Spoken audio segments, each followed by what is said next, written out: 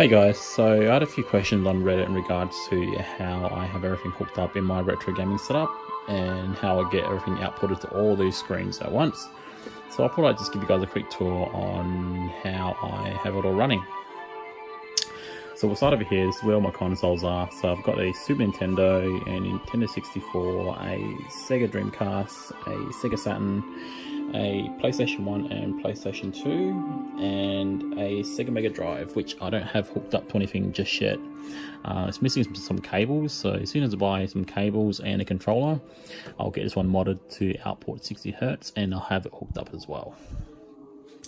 The Dreamcast I have currently runs a GDMU, so it's the clone version, but I find that it works really well.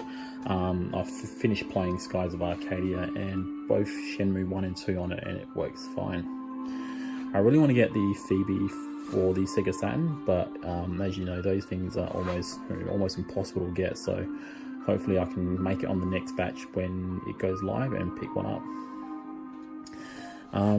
So moving along, I have, well, this is my SCART switch. It's the Hydra 2.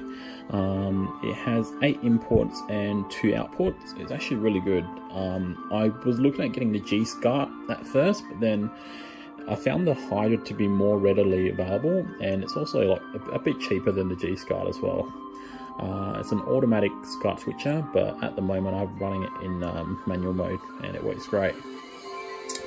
So with the Hydra 2, I currently have it outputting to my RGB monitor, which is a JVC TM150C. It's a 750 line monitor and it works really well. I'll show you guys a bit more later in regards to that. So with the other output, I have that running into my OSSC. So if you guys don't know what an OSSC is, it's essentially a line doubler, and it outputs to HDMI. So you can have all your retro consoles hooked up and output it to HDMI. So I also have it outputted to this HDMI splitter down there, which then splits the signal into my capture card over there and into my TV. Now with this capture card, it's an Elgato Game Capture HD. It works alright. The only issue is that it doesn't really play well with some of the OSSC modes, so I may need to get that one upgraded in the future. But other than that, yeah, I've got it outputted to my screen there and also to my stream. So what I've done is I've actually output it, and it runs as just a capture device in OBS. So all my streaming can be done from there as well. So there we go. So with this here, as I said, this is a JVC TM150C. Just get it to autofocus there for you. No, it's not gonna work. But yeah, this is a 750 line, I believe, screen. It's actually really good. It works really well with 240p stuff, so you know, Super Nintendo all the way up to PlayStation 1. It works really well. So I've got it outputted to there and also to my TV there. I actually really don't play on this TV often because there's a bit of a lag on it, but it's great when you have friends over, so you can all play on the big screen as opposed to huddling around the small screen like that.